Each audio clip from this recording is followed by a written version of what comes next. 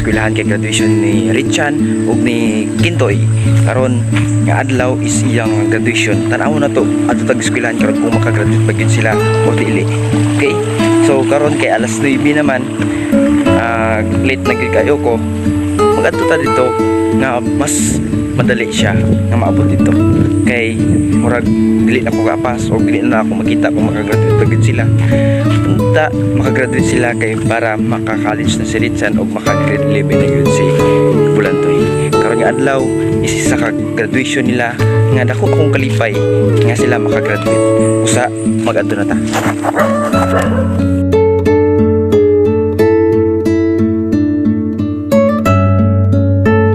Guys, wala din nagana atong magic guys. Paglukso-lukso to gani ha. Baklay yapon na ita. Layo po yung kayo to good. Ano gani? Kanang wala man ang magic guys. Tayo abit yung skalahan natin. Pahapag.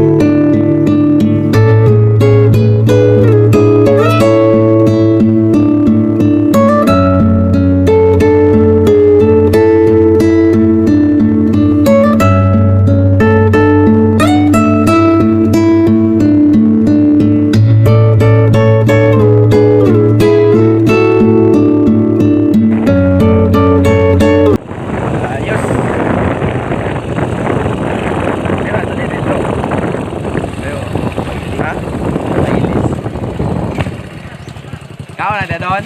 Tama ta? Wala Richan guys oh.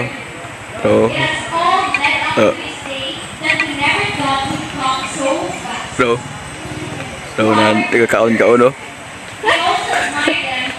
Jo, sayang kayo. Wala isang baby Gonzaga. Sayang kayo, wala isang baby. Ito, patawag ka.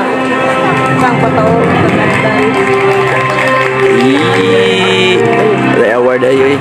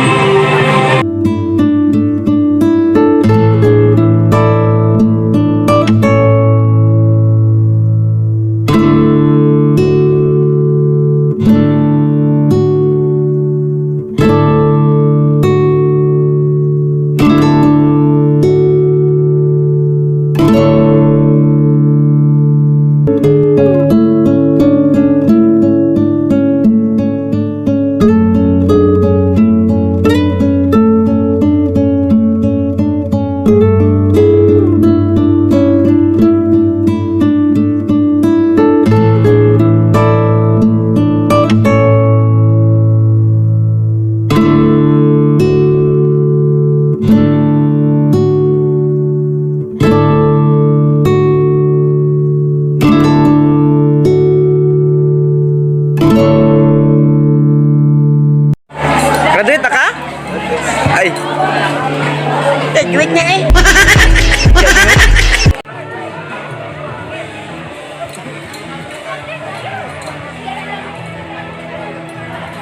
Bulantoy! Graduate na ka, Toy? Awag ipamansin na.